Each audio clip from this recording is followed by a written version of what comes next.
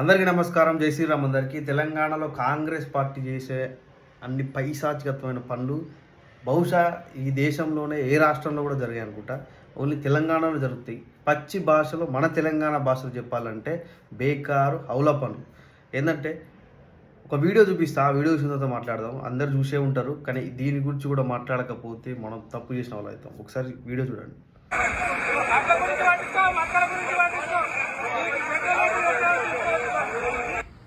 జగిత్యాలలో జరిగింది ఇది. రోడ్ల మీద కూర్చొని కాంగ్రెస్ పార్టీ వాళ్ళు ఏదైనా చేస్తే దయ్యాలు వేదాలు వలిస్తాయి అంటారు, చూసినావా? అట్లుంటుంది అన్నట్టు. పెట్రోల్ రేటు పెరిగిందని, రాష్ట్రంలో ఏ సమస్య లేదు, పెట్రోల్ సమస్య ఉందని కావాలనే సెంట్రల్ గవర్నమెంట్ను తక్కువ చేసి చూపెట్టాలని స్టేట్ గవర్నమెంట్ని వదిలేసారు. తెలంగాణలో స్టేట్ గవర్నమెంట్ గాలిపోయింది ఆల్రెడీ. ఇక్కడ ఉన్న కాంగ్రెస్ గవర్నమెంట్ ఏ పని చేయడం అందరికీ తెలుసు.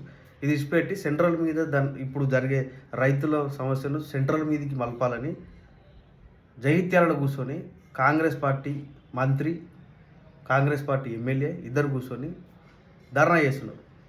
అట్లకెళ్ళి పోతున్న రోడ్డు నుంచి పోతున్న అట్టిచు డ్రైవర్ ఎవరైతే ఉన్నారో సూపర్ అని చెప్పాలి. నిజంగా మక్కలు కొను, ఫస్ట్ వడ్లు కొను, పెట్రోల్ డీజిల్ అనేది తర్వాత ఎలాగైనా తగ్గుతుంది.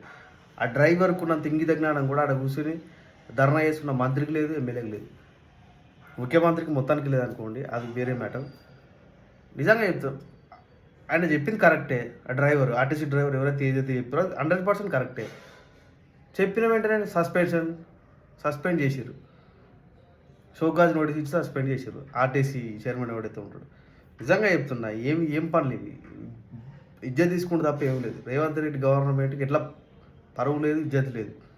తెలంగాణలో ఎవడు సీఎం అని కూడా దేక్తలేడు. ఇలాంటి పనులు అయితే ఇంకా పరువు అవుతుంది. నిజంగా చెప్తున్నా, ఏం పనులు ఇవి?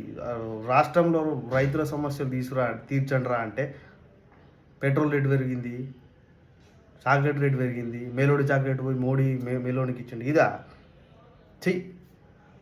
ఈ వీడియో కనుక మీకు నచ్చినట్టయితే లైక్ చేయండి, షేర్ చేయండి, ఫాలో చేయండి. Thank you.